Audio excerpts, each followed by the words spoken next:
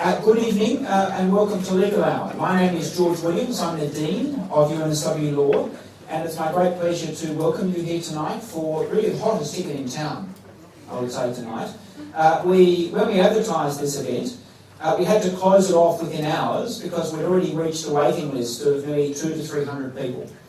And that was within the first day of advertising this. And so you're the lucky ones. You just happened to be checking your emails, I suspect, at the right time. Or we really like you and decided to give you a ticket. One of those things. I'd like also to begin by acknowledging the Gadigal people, who are the traditional custodians of this land. And I pay my respects to elders past and present. And also extend my best wishes to all Aboriginal and Torres Strait Islander people who are here with us today.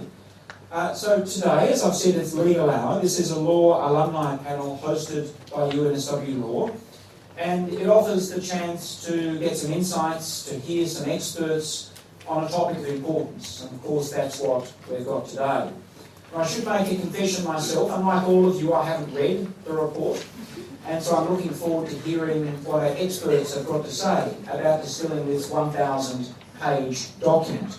That of course is driving enormous political, regulatory and other interests. And we're facing some very large questions today about whether this intense political interest is going to drive good, sustainable reform of the sector. We know that there will be reform. We know there's an imperative to respond. But what will that reform look like? To what extent will it faithfully implement the recommendations of the Royal Commission? These are the sorts of things that our experts are going to be talking about today, and I'd like to welcome you all to attend this event, our alumni and others, and I do so on behalf of the Faculty of Law and in particular the Centre for Law Markets and Regulation, and also on behalf of Minter Ellison staff who very kindly allowed us to host the event here today.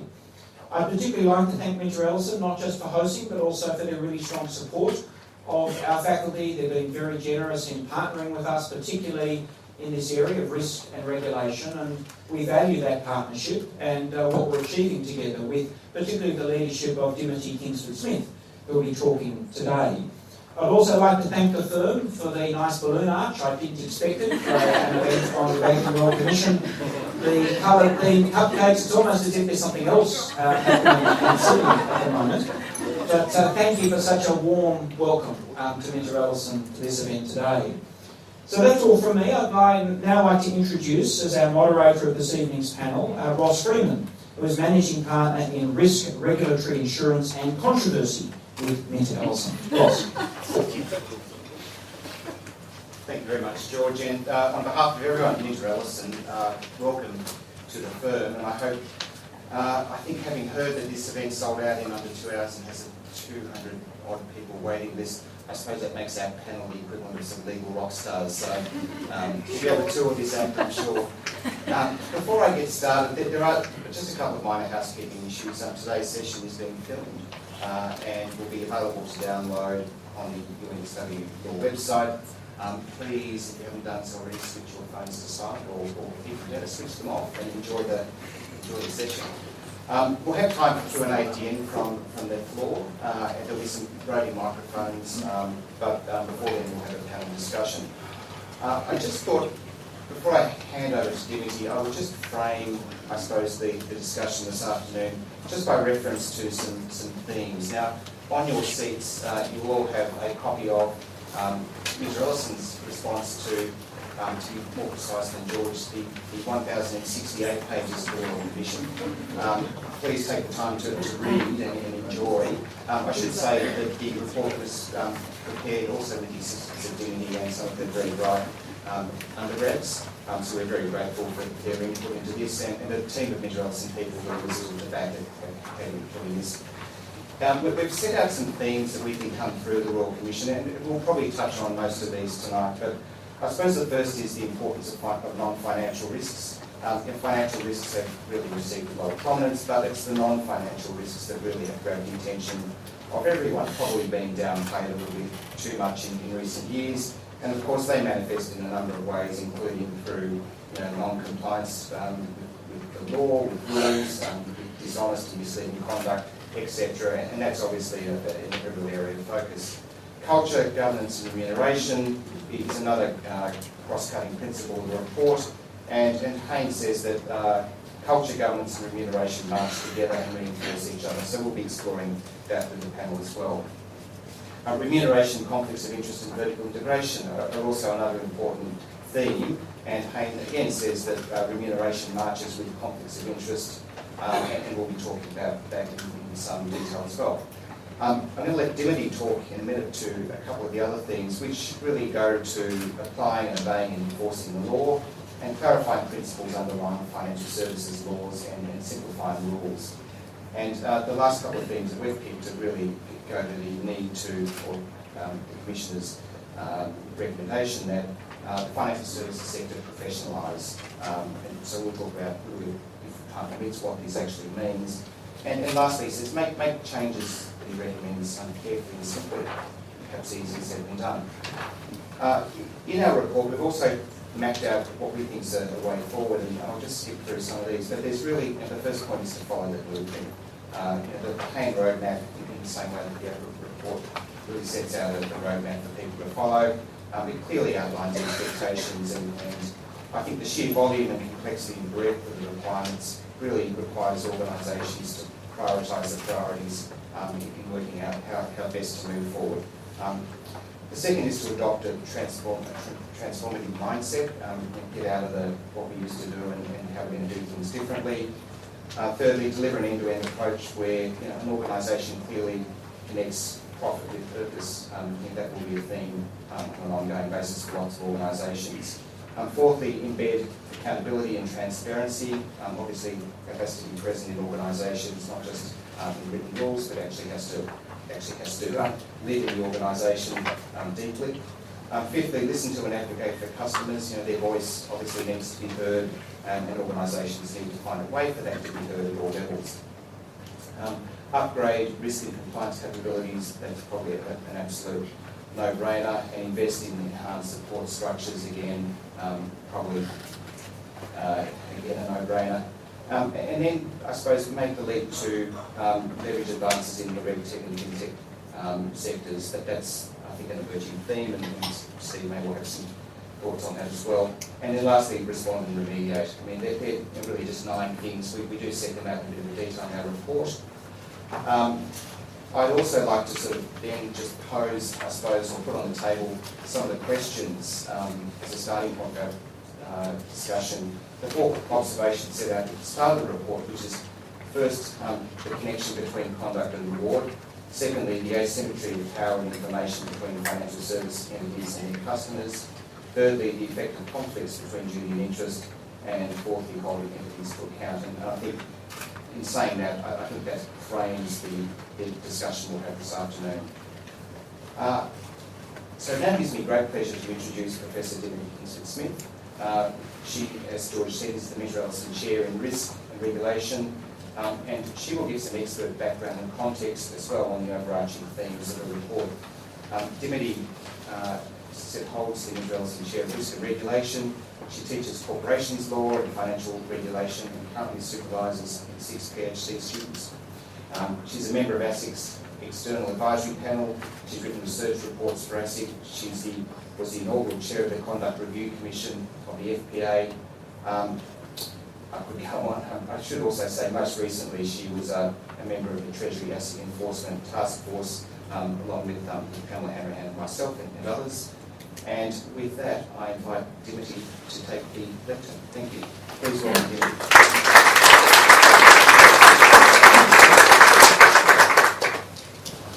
Thank you very much. It's a pleasure to be here talking to you, and I join with George in thanking Measure Ellison for their generosity to the law faculty and personally to me. I also would like to say to you that Sharon Cook sends her warmest regards and regrets to you all. We've spoken over a reasonably long period about her being here tonight, but then, as you know, there was a change of the guard at the top of NAB. And as she is the corporate counsel at NAB, she has had to be in Melbourne this week to help Andrew Thorburn in his last week there. I'm sure you understand. Now, Ross has elaborated for you a number of the cross-cutting themes that we think come out of this report.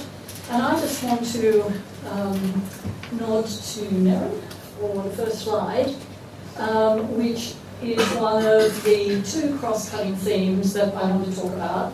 And also I thought that I might spend a few minutes at the end trying to work out for an audience of professionals what some of the significance of this great big report is. It's a race against time, so here we go. The first thing that I chose to pull out for you is this direction to apply, obey and enforce the law. And Hayne pulls out underlying norms of financial regulation, which he says are well established and well known. Don't mislead, sell products that are fit to purpose to your customers, be fair, and when asked to act for another, act in their best interest. So I would sum this up in saying that there's a renewed emphasis on the spirit of the law in financial regulation, or the intent of legislation, and no tolerance for conflicts of interest. Hayne's position more or less is these should be avoided and not managed. He is a considerable promoter of litigation as a solution to difficulties between parties and the regulator, and the final report places a lot of weight on application and enforcement of the law to meet the misconduct and failures of community expectations that the report identifies. Responsibility for application of and obedience to the law is squarely put on management of banks, and responsibility for enforcing the law on the regulators, APRA and ASIC. They are tasked with asking the question when a contravention occurs, why not litigate? There should be public denunciation where appropriate. Hayne has reservations about less formal approaches. There is a role in his final report for less formal approaches, such as EUs and penalty notices, but only after the question, why not litigate, has been considered. The recommendation of the Statutory Disciplinary Tribunal for the financial advice industry seems to corroborate Hayne's reservations about administrative, soft law or quasi-legal approaches.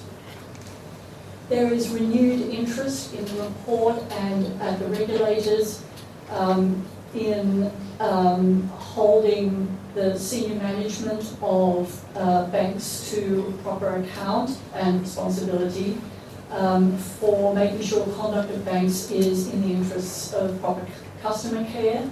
And it's clear that ASIC and APRA are taking a renewed interest in the stewardship by the senior management of banks of this matter. And a more perfect Twin Peaks. Greater coordination between ASIC and APRA is a central recommendation of the Commission report, even to the extent already being practiced of those two regulators' delegates giving joint feedback in meetings with licence holders regulated by both. There's a narrowing of the gap between conduct regulation at ASIC and suasion at APRA, and a narrowing of these two previously different regulatory approaches or styles.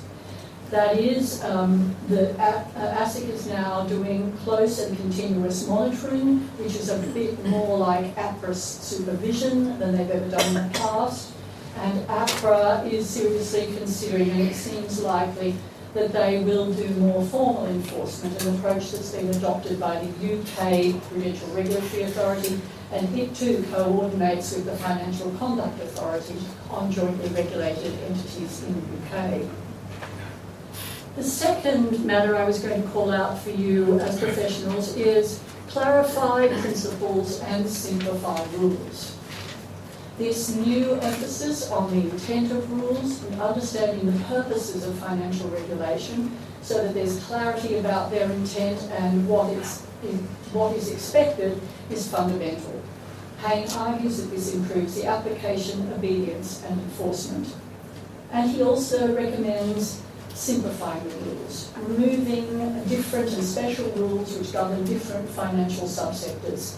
This is to promote financial consumer understanding of their rights and to make application, compliance and enforcement easier. Where is the public interest, Hayne asks, in having different rules for intermediaries which provide functionally similar economic and financial functions?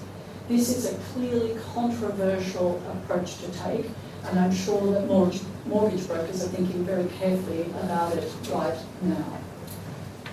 This is all, of course, in the consumer interest, in the interests of providers, and in the regulators' interest. And I think I wouldn't be putting words in Commissioner Hain's mouth to say that it is ultimately in the public interest. Turning to language for a minute, there's a plain-speaking tone to this report. Speaking of threats and harms and not of probabilities through risk language allows the normative content of the rules and the underlying principles we've just mentioned to be more visible. This is also in line with the greater emphasis on product safety in financial regulation and the upcoming design and distribution obligations and market targeting that we've been waiting for a while, but is now in the House of Representatives, is in alignment with this. These kinds of approaches bring the customer in. As Ross has already said, Hain is very interested in accountability. And for him, this means transparency and identifying persons as the new Banking Executive Accountability Regime, or BEAR, does, who have a duty in relation to particular functions, processes, and compliance with the law.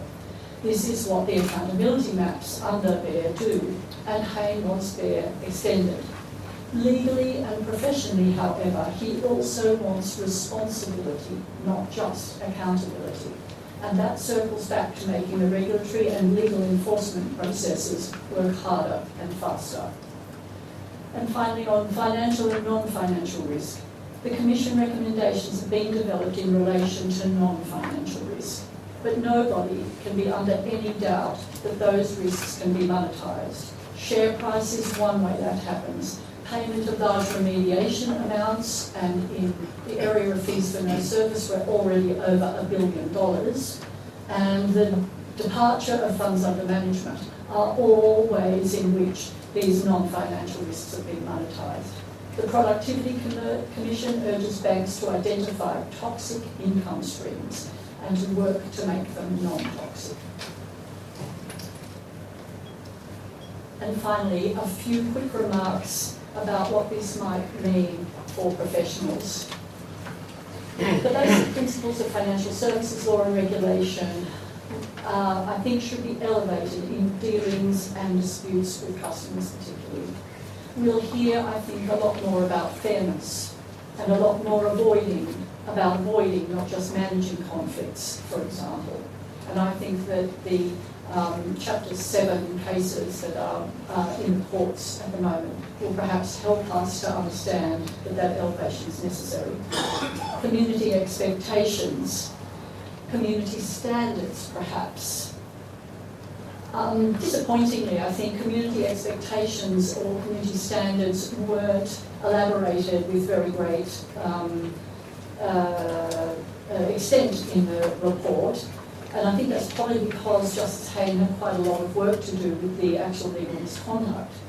But I really think we can imagine community expectations and having great alignment with the underlying norms of financial services law that he sets out in his first chapter, and some of which I've mentioned. Some areas where this community expectations might not align with those normative principles, and we could discuss this on the panel. Clients and business infrastructure. And the classic example, of course, is client records. Fees for no service may have remained ongoing service fees if proper records of clients had been kept and the banks could actually evidence the fact that they delivered the services that were paid for. Putting in place business infrastructure that helps you to be legally compliant or to look after your customers better costs money. And there will now have to be investment so problems like this don't end up coming back to be remediated in the future. Airline safety is a good example of the kind of thinking that is required, perhaps transformative thinking in this area. You put a lot of money into safety right up front and you reap the benefits in lower disputes and customer dissatisfaction as the years go by. I think you will have difficult conversations with your clients sometimes, perhaps you have them already. In some ways, the report looks tame. We still have vertical integration and remuneration hasn't greatly changed. But some important fundamentals have. Avoiding conflicts may over time, for example, end vertically integrated business model as a very profitable business model. It will be the work of professionals to point out the way the law might be heading, though this may be uncomfortable. The importance given to community expectations, though not a great elaboration of it in the report, indicates that the ethics that go into decisions are relevant to clients, their reputation and the monetisation of non-financial risks, though they may not be as immediate or as tangible as those financial services principles that are already enshrined in financial services law. And finally, a couple of homely points, really. Remediate quickly and fairly.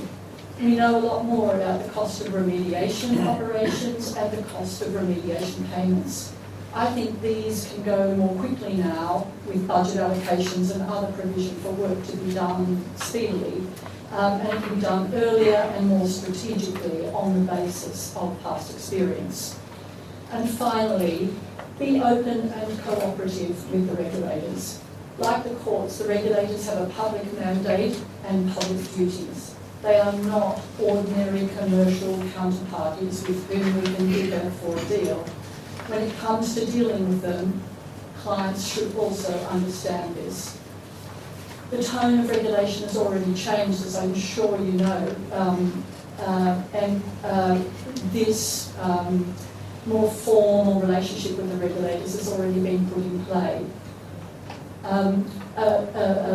Light touch or negotiating stance with the regulator is one thing, but we don't want the pendulum to swing the other way either towards adversarial legalism. Professionals need to find the sweet spot between the two and take their clients with them. The courts have public duties, the regulators have public duties, but professionals also have a duty to the public in the profession of their vocation.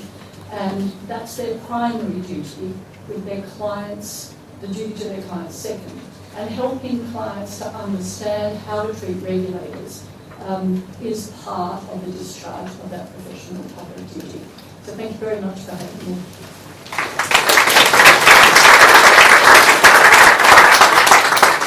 Thanks, Evie, and it's my pleasure to introduce the balance of the panel. So first up, we've got Professor Pamela Hanrahan, who is a Professor of Commercial Law and Regulation in the UNSW Business School, also a member of the Centre for Markets and Regulation at UNSW, an Associate of the Centre for Corporate Law and Securities Regulation at the University of Melbourne, amongst other things. I'm trying to truncate this a little bit to make it a little bit of time.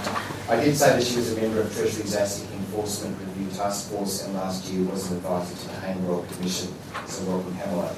Professor Elizabeth Sheedy is a risk management and governance expert at the Macquarie University Applied Finance Centre. She's a UNSW Natural Commerce graduate and spent the early part of her career in the financial services sector before joining academia in the mid-90s. At Macquarie, she teaches the highly regarded Masters Applied Finance program. She focuses her research, particularly since 2012, on risk culture, governance and remuneration, and certainly, as I said, as discussion today, in her sort of area of expertise.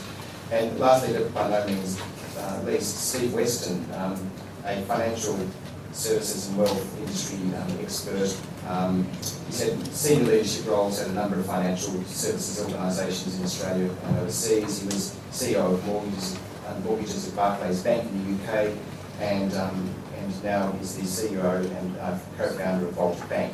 Has a reputation for building strong teams, has been at the forefront of regulatory change, and again, can give us a real industry perspective. So I will welcome the panellists to their seats, and we'll get going with our first question.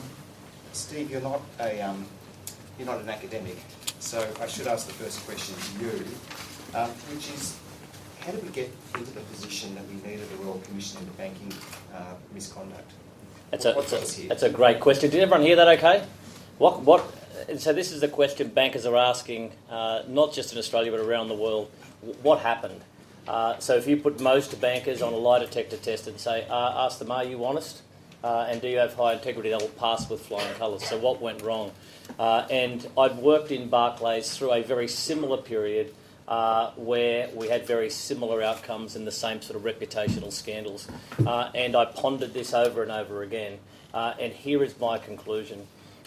This isn't something that happened overnight. It developed over time. And it really is a cultural or a leadership challenge. So our most senior leaders, our directors, not just in banks but in industry in general, have been the most successful. They usually have one thing in common: they never miss their numbers.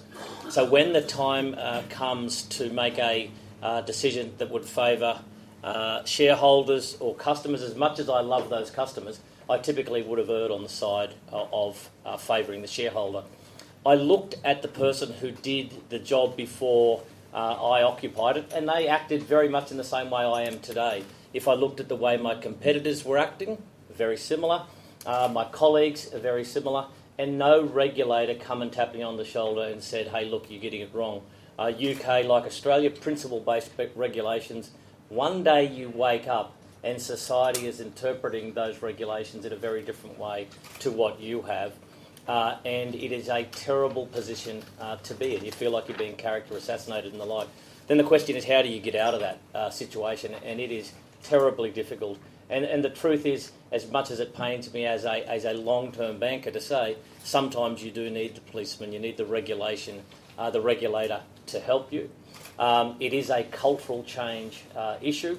That takes time though, and it really requires a wholesale change in boards and in group executives, because it's very hard for us to now put out our hand and admit that we've got it wrong. We are human beings. So I think the Royal Commission will be seen as a very good vehicle for the industry, as painful as it will be for the next few years. Thanks, Steve. And Elizabeth, if I might ask you, Steve has mentioned shareholders. When the dust settles, assuming it does, do you think shareholders will accept anything less than the high returns they're used to seeing? Yeah, so to me this is one of the big difficulties with how this is all going to play out, that for so long shareholders have done so brilliantly out of the status quo. So clearly you can make a lot of money out of screwing your customers. And so why would shareholders suddenly turn around and say, you can turn the tap off now, we've had enough? So I guess what's got to change is that shareholders have to see that misconduct to customers actually hurts them. How would that happen? Well, it might happen if there are significant enough penalties that shareholders actually start feeling some pain from the misconduct. That might, or if they start to see some genuine reputational damage. In Dimity's remarks, she mentioned, there have been a couple of instances, we've seen AMP losing a lot of their funds under management. But it worries me that we haven't seen enough reputational damage. That bank customers are so sticky. They hang around for grim death. Getting rid of a bank customer, I don't know what you've got to do. But we've mentioned customers. Dimity, what features of the Hayne report do you think will most benefit bank customers? Well, I think there is You better go. Oh, thank you. I think there's some low-hanging fruit, like the greater emphasis on being fair and honest, on being reminded to sell products that are fit for purpose.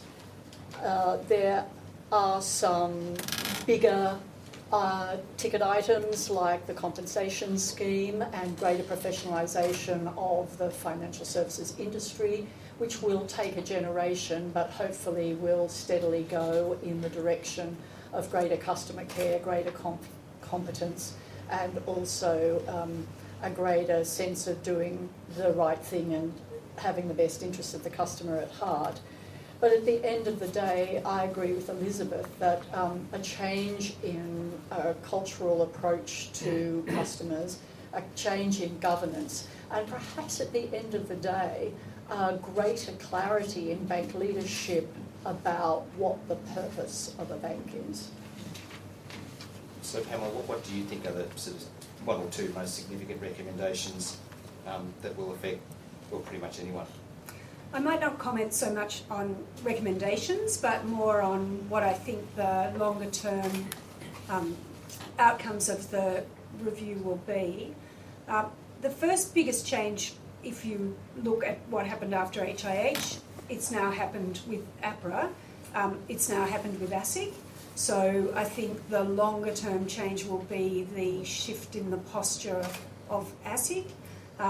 It has made significant changes to its internal governance over the last 12 months, and that's yet to play out.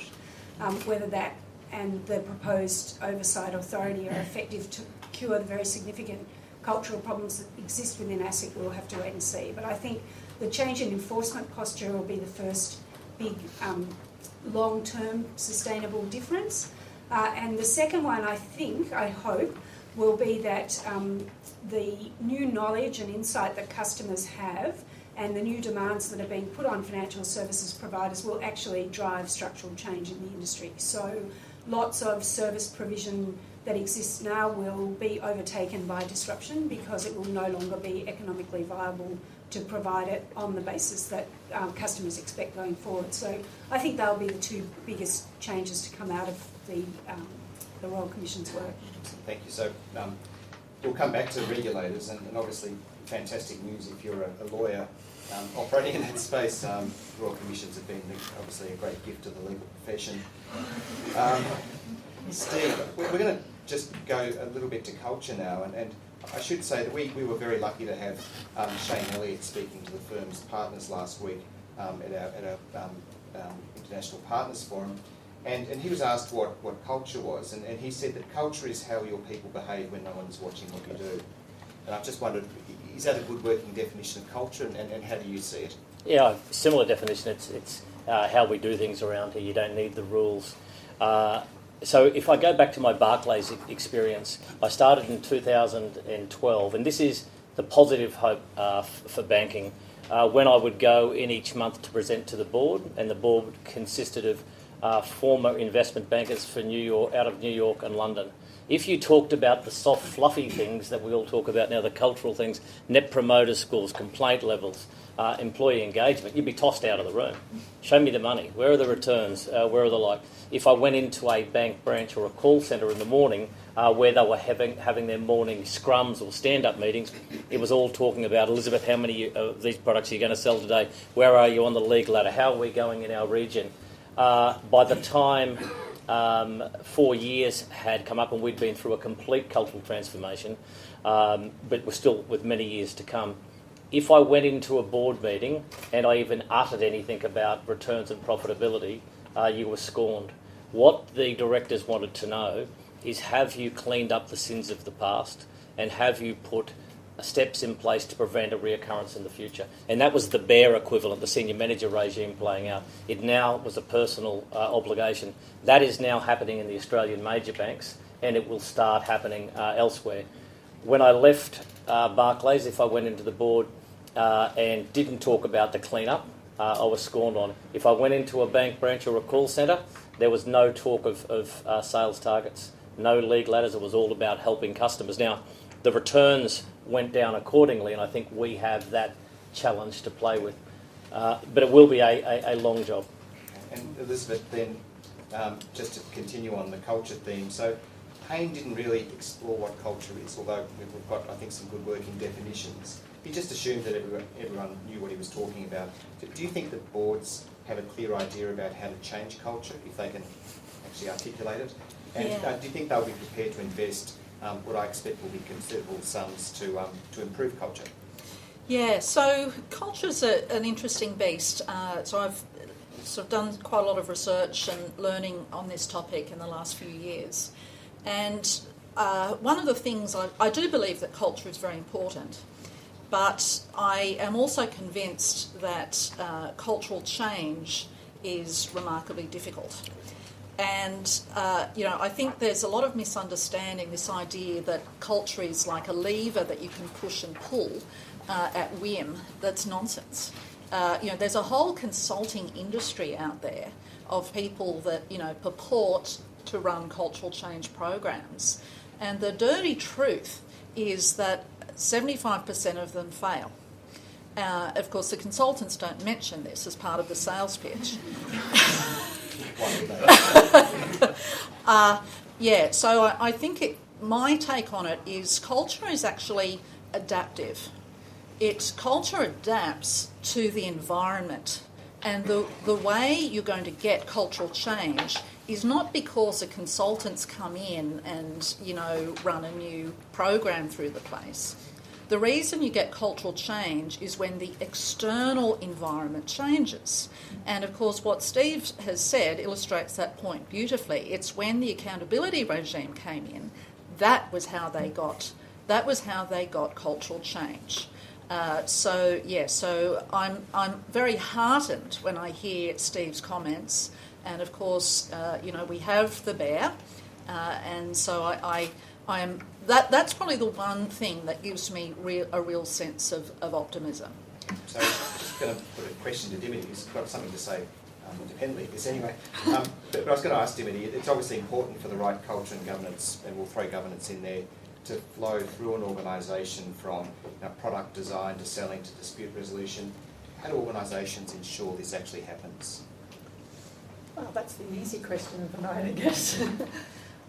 I just wanted to chip in after Elizabeth and say one of the things that hasn't been spoken about, which anyone who's done work on culture, and I'm sure Elizabeth has done more than almost everybody that I've ever met, and that is that culture is not monolithic. Culture is actually usually a bunch of subcultures, and different regional, different functional, different geographical, different leadership areas will likely have different cultures. And one of the things which is a big challenge for any CEO or management trying to change culture is to address the fact that their organisation, especially a large one like a bank, is more like a patchwork quilt than it is like consistent cultural, having a consistent cultural features that you can identify. Now, turning to your question about how you can go about sustainable change, not limiting me to culture, I take it. Yeah. I agree that the outside environment has to change, but I think that one of the most important things, and really given that enforcement is spread around thinly and weakly and only ever will be, even with the most adversarial regulator, you have to drive some kind of program that changes the internal framing of individuals working in banks and financial services about the way they make their decisions. And I think this is hinged to the cultural change point. If you want to change people's decision making and give, for example, more care to customers and decide to make investment decisions that put in place more support for people who are dealing with customers, then you have to have people who really believe in a customer regarding purpose for banks and have found a different place for themselves on the continuum between investor returns and customer benefit. Just one more point. I think one of the big difficulties that we face in having long-term change, especially provoking it from the outside, is maintaining the rage in Canberra. Because banks will get near enough and good enough, and then the lens will turn somewhere else, and so will the purse strings be closing, and different people will be appointed in senior places. So I think keeping everybody's attention on the problem for long enough for the cultural change to take place, including the people who finance the regulators and set the tone in political debate about policy in this sector, is going to be very, very important to sustain change. So how long do you see the attention span being in this case? Oh, that's an invidious question. So Pamela, did you have a view on embedding culture and do you think banks are up for it at the moment? I think there's a significant appetite at the top of large organisations to not be in the position that they're in now. The biggest risk that the financial institutions face is not that their customers will walk out the door, and Elizabeth rightly points out, bank customers are extremely sticky. The biggest risk that they run at the moment is that having had their dirty laundry spread all over Sydney, they are now fair game for all sorts of political attacks.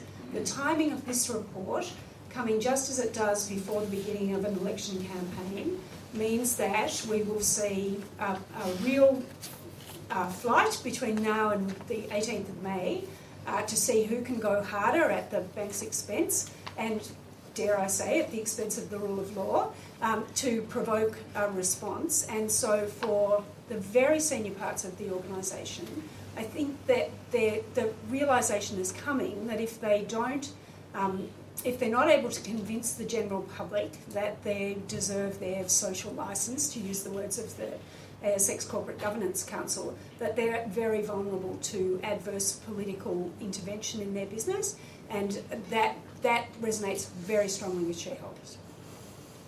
And you're seeing the banks actually take this seriously. Maybe it's BEAR, maybe it's the Royal Commission, but they're all taking different approaches. And again, straight out of the playbook of the UK, some are doing product reviews. So they're calling in some of your firms and some of the professional services firms and go, look, there's always been a little bit of a grey area over here. Can you go and pull the covers off and have a look? And typically when you do those in-depth reviews and saying, look, are we doing what we should have been doing, you find some nasty stuff. Other banks are taking the approach where they're going out to their full 40,000 staff and go, if you think that there are problem areas, we require you to raise your hand. Even if you've raised it in the past and have been told to put it down, you need to raise your hands again. When you ask that question and you ask it seriously, you're going to find a lot of information that you don't want to hear. So that really starts off, it's probably a few-year exercise of remediating, coming back to regulators, and you've kind of now saying, surely the Royal Commission was it. The Royal Commission was only the tip of the iceberg. It was the ugliest of the ugly issues, but in volume, they are still to come. If you talk to any of the bankies, they know they're sitting there, but we are all humans. For the last 5 years, I've been sitting as a group executive telling the board and whoever will listen that my area is okay. It takes a very, very strong individual to now go, you know what, I'm going to now start looking for all these issues unless they're forced to do so. So some of our clients have been telling us that as lawyers, we should be encouraging our clients, I don't know how you quite do this, to give advice not just based on can I do something, but should I do something. Do you think banks should be asking that of their lawyers as well? And how do you actually, is that a courageous question to ask, Steve, or is that just something we should be doing as a matter of course these days? It's a really interesting point. The whole pendulum swung in the UK with the senior manager regime. So when you had to personally attest that you had uncovered the sins of the past in particular areas and that you had you'd remediated appropriately and taken steps to prevent it reoccurring again, that became personal. So the external lawyers and the internal lawyers and the compliance folks positioning changed. It went from, look, it's probably okay, everyone's doing it, to, mate, you shouldn't be signing that thing. Unless you get sub-attestations from your technology area, your compliance, and the whole lot. So then the view, and there is a lot of legal argument, a lot of argument on these principle-based regulations, but the views of the legal fraternity absolutely changed from it's probably okay, everyone's doing it, to don't on earth sign that. And when you went to board meetings and executive meetings, when you called in compliance and legal, it was with a whole different set of ears than you may have had prior to that time. Excellent.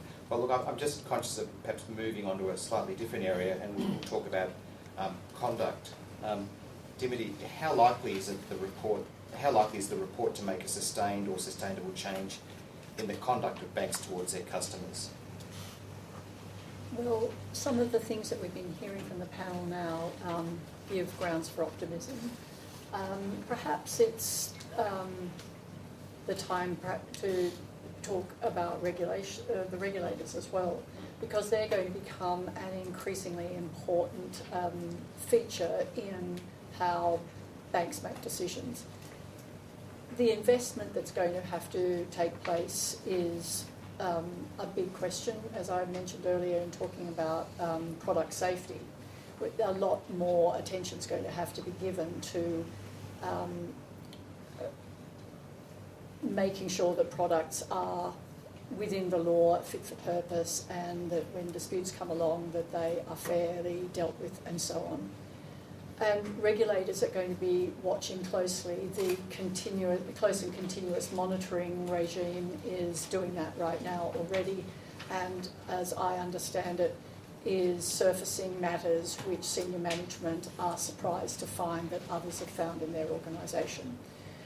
Lots of these things, I think, are going to conspire together to give decision makers in banks the very clear direction that they should take the kinds of customer regarding decisions that perhaps they as ordinary individuals would want to take, and as bankers in the past they've felt constrained from taking. So I think there are grounds for optimism that the relationship between bankers and customers will change. But again, it has to be sustained for a long period of time before it's really, really consolidated as the way we do things around here. Okay, so we've touched on... Sorry, Steve, go ahead. I was just taking the microphone back, but just touching on that. I've got the microphone. Just while I'm here. Yeah, if I say one word, if you can say 1,000, eh? So something that wasn't all that well covered in the media coming out of the Royal Commission was ASIC now getting joint regulation of BEAR. That was a clear miss when BEAR was introduced. Almost all of the issues in the Royal Commission that I can think of were conduct issues, yet you didn't have the conduct regulator having BEAR regulation. Well, they've got it now. Again, as a UK banker, how much time did you spend with the prudential regulator versus conduct regulator in these times?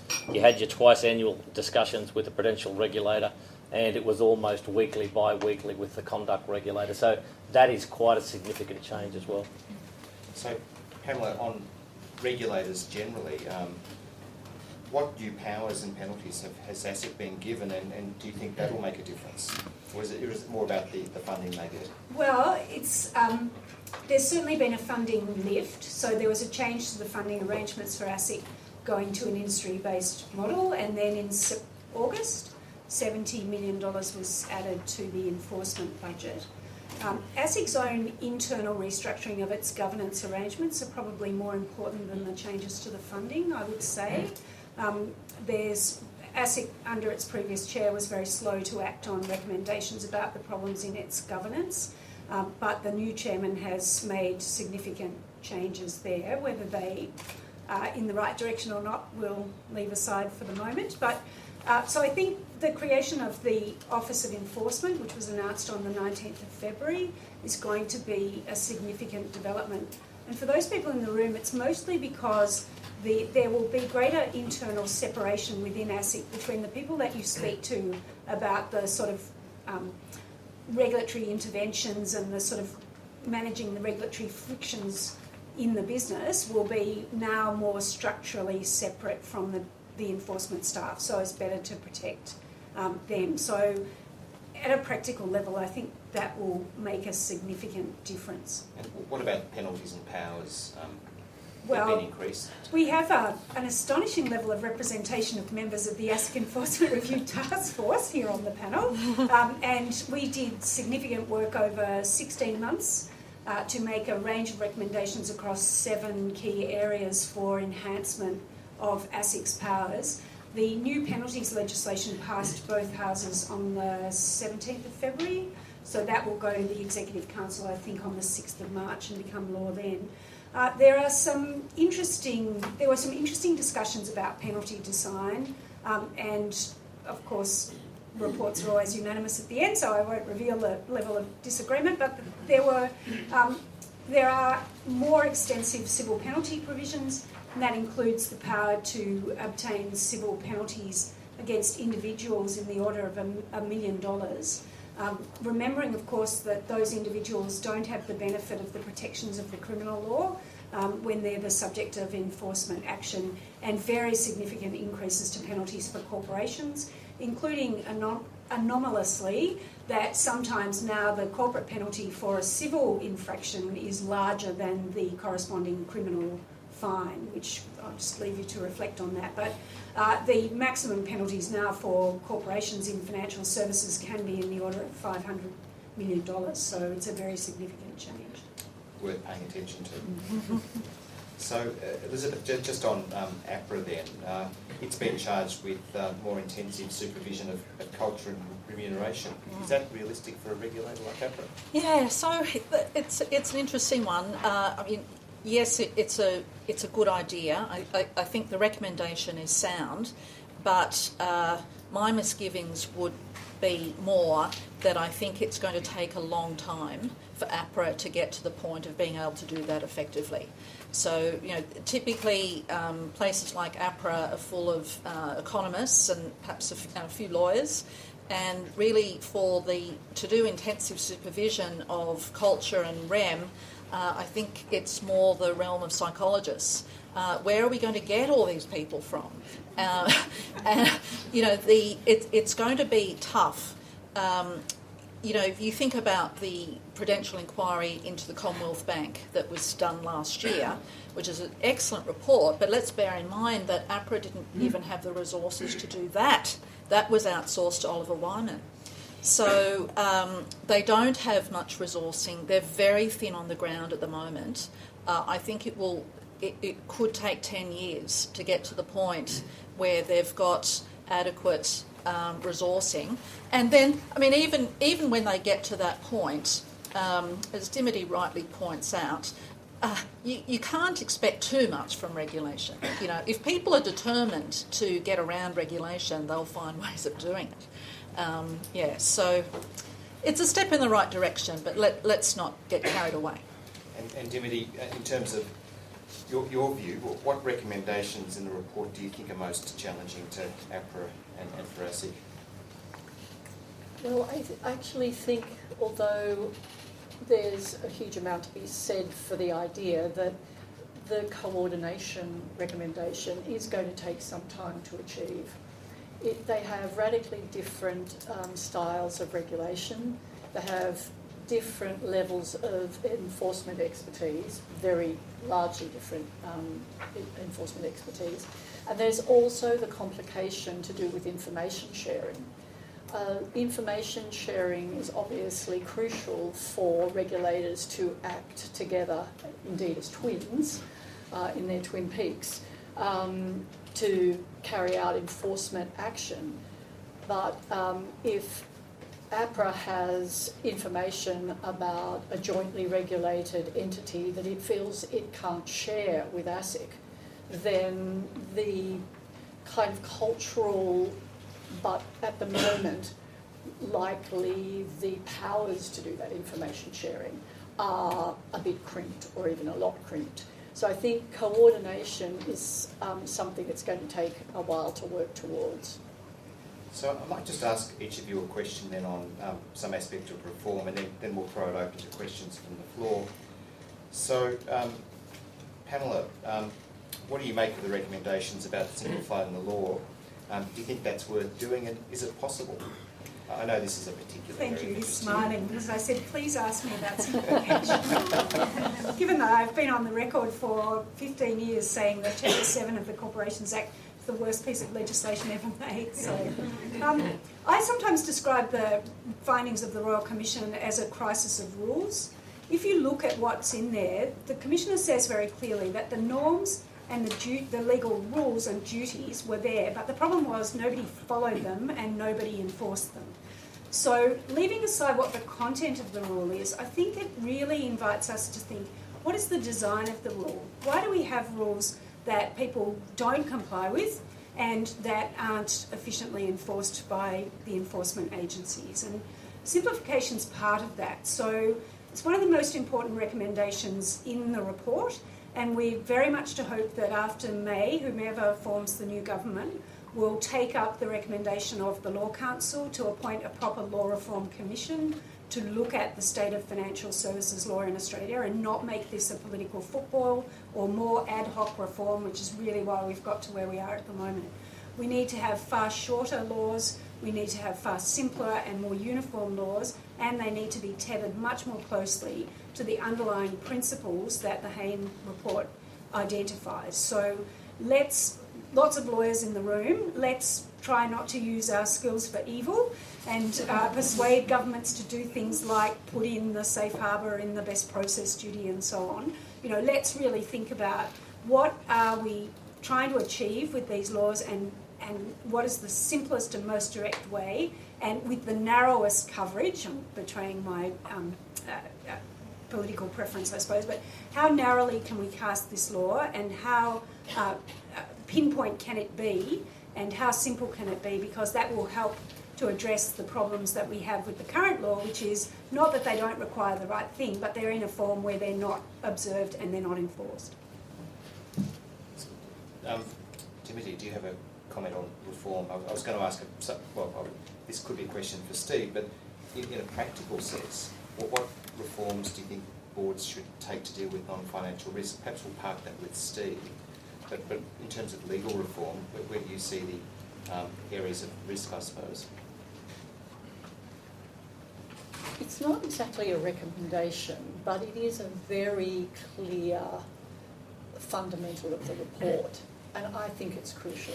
And that is that the ultimate responsibility for non-financial risk, just as it is with financial risk, lies with the board and management. Payne also indicates that it also lies with policy, public policy in this area, but that's harder for him to comment about. Then the responsibility for enforcing that policy in its legal form lies with the regulators. But going back to management and the board, they're the ones who have to stare down the investors, and they're the ones who have to develop the strategy, develop the bank purpose, and from strategy follows structure, culture, other governance, and one assumes also remuneration. And Steve, perhaps a comment from you. So management are perfect, of course. No, they're not. But they can try harder. Yes, well, the management have not been challenged appropriately by board. I think CBA report clearly showed that, and they could have done that report on any of the major banks, and it wouldn't have been too dissimilar in the findings. The board needs to get closer to the action they have in the past. It's no longer sufficient just to rely on your committees and your senior personnel telling you that everything's okay. You need to take steps to understand what the key risks will be in your business, to find out what is happening about them, to challenge management, and to play not a management role, but a much more challenging role than has occurred to date. And that is one of the obligations that directors will have under bear. So it won't be a nice to have. It will be when something goes wrong, and there is, as we affectionately used to say in the UK, there was one throat to choke. And you didn't have, for the first time, a compliance representative or your lawyer with you. You sat in front of the regulator and you had to take it on the chin, and you had to articulate what steps you were taking. Once the word spread that that's what the future was like, the behaviour of boards changed considerably. Okay, so I'm going to throw the floor open for questions now. We have a couple of students up the back with roving microphones, hopefully. I'm aware too that we haven't had any questions on conflicts yet, so if people want to ask questions about that. Remuneration. My question is about the penalties that we discussed earlier. So there was a decision in 2018, a High Court decision of ACB and CFMEU union in relation to a provision of the Fair Work Act. Federal Court made a decision allowing a personal penalty order against the union official under a very broad legislative provisions. I'm talking about any order that makes fit, and that was affirmed by 4 out of 5 High Court judges. Do you think we're going to see courts making personal penalty orders against bankers? So I just want to repeat the last part of the question, and we just had trouble hearing that last bit. The last bit was, do you think we're going to see courts making orders in that vein, personal penalty orders that cannot be reimbursed by the bank, that cannot be indemnified by banks against bankers for unlawful conduct? Yes, is the answer. There are a range of cases currently in the works, and there are really two avenues by which regulatory agencies come after executives personally. One is what I would characterise as direct, so where they're either a wrongdoer in their own right, so personally engaged in, for example, dishonest conduct, or they're an accessory to the, or involved in the contravention, is the civil language, to the corporate breach. The other one is the more indirect pathway, so this is what people are looking at in terms of whether by failing to take reasonable care, individual directors and officers expose the corporation to the risk of a regulatory penalty or even reputational damage, if you look at the decision of Justice Edelman in the Casamatas case. So both of those things are live. There's no doubt that the community expects individual heads on pikes at this point in the enforcement cycle. And if you have a look at the guiding principles for the Office of Enforcement at ASIC, they've picked up on the SEC language and the language of the attorney in New York, where they're saying we will always consider whether there's a remedy against an individual as well as the corporation, whereas maybe that hasn't happened in the past. It does happen from time to time, so, you know, I send out cheers to ASIC on the Lusky decision, which was handed down in the High Court just at the end of last year, which some of you may have missed. 13 years from the wrongful conduct to the final disposition of that, and we still don't have penalties. But so the involvement of individuals in corporate misconduct has always been something that's capable of being pursued, but I think the appetite to pursue that will be even more now. Good question. One down the front here. Thanks, Ross. Yep, that's it. Jeremy Cooper, disclosure that I'm a former deputy chairman of ASIC, so I put that on the table. There's so many things I could say and so many things I could ask, which I just wonder, and you know, in his quieter moments, Hayne gets into some philosophical musings, but he doesn't pin them anywhere. So where are we at the moment? In 2019, are we heading towards Thomas Piketty? Have we just lost the sort of pretty major, you know, we don't seem to be knowing, we don't seem to be going in any particular direction now. We're just piling, I mean, I guess Hayne was cautioning us from piling further regulation on regulation, but where does he, you know, where are we deriving our ideas from in this venture? I think Dimity will have a go at that. Another easy question. I don't actually think that Commissioner Hayne has moved very far away from some of the kinds of ideological sources that you talk about. He doesn't have very much to say about consumers as a class and what their capability is and what can be expected of them. He does put their responsibility in that hierarchy I mentioned right at the bottom. And in the opening addresses of the superannuation phase, it was very clear that he thought that everybody else had to be looking out for the members.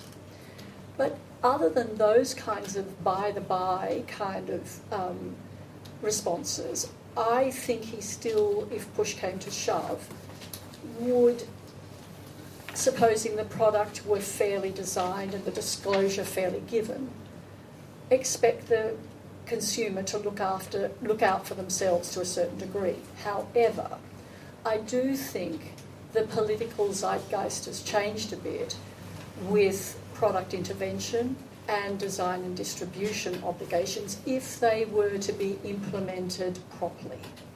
And I got a letter from Treasury about 4 days ago saying that the design and distribution obligations, which had been excluded from all credit products, was now going to be applied to credit products. So you might say that we've moved from caveat emptor to caveat vendor, but I'm not sure we're really there yet. Banking is one sector of the economy in which the consumer voice is not thoroughly embedded in a formal way. as it is in telecommunications, where codes of conduct and so on must be developed in consultation with a well-organised consumer voice. I notice that it's in your list of priorities that there be adequate advocacy for consumers, but I haven't read the whole report, and I'm wondering if it's in there somewhere, or what the panel might have to say about really embedding somewhere in the system a reasonable opportunity for consumer voice to be heard and for consumer positions to be implemented in codes of conduct and so on. That is all about engaging with our customers before they become customers, letting us know what they need from banks, and we build the solutions together. So giving customers a voice. We have compiled a data ethics policy, which is all about giving transparency to customers of where their data is being used. We'll have an independent body that oversees that. So not talking necessarily about a banking code of conduct, but certainly there are better ways that industry can engage customers, and certainly much better than we have in the past. Any other points on the code of conduct? So, look, I think we'll wrap that up now. Last job for me really is to introduce Dr. Scott McDonald to give the vote of thanks. Scott's the Director of the Centre for Law, Markets and Regulation. He's an alumnus of UNSW and has a PhD in law. So, Scott. Very lonely up here without you. Like Professor Williams, I'd also like to acknowledge the Gadigal people who are the traditional custodians of this land. And on behalf of the Centre, I'd also like to thank our hosts, Mr. Lucas, my boss, and Mr. Ross Freeman and his partners at Minter Ellison. Academics are often accused of living in ivory towers, and events like tonight show just how wrong that is. With support of leading firms like Minter Ellison, we can demonstrate the value that careful and considered academic analysis can add to contemporary debate. To that end, I'd like to thank Professor Smith, Hannah and Sheedy for their contribution, and Mr. Watson for sharing his unique practitioner's perspective. Because it's a sad day indeed when the regulation of financial markets can displace either celebrity or married at first sight. But that's what happened. The evidence or Mr. Hodge rose from their seats to examine the witnesses called to testify before Mr. Hayne. That's what we saw in the papers the next day. What emerged from the testimony were not just examples of conduct which are a disgrace to our industry, but attitudes and, dare I say, a culture and a set of norms that society rightly does not accept. The challenge for the industry, and for us, the profession, is to build a new, more robust set of norms and practices. And I'd like to think that nights like tonight might be one step towards identifying what those are and thinking about how we might actually make them happen. So with that happy note, I'll now formally close the proceedings. Thank you all for attending Legal Hour, our first alumni event for 2019. We hope you enjoyed the session and leave here with some new perspectives and ideas you can use. Thank you very much.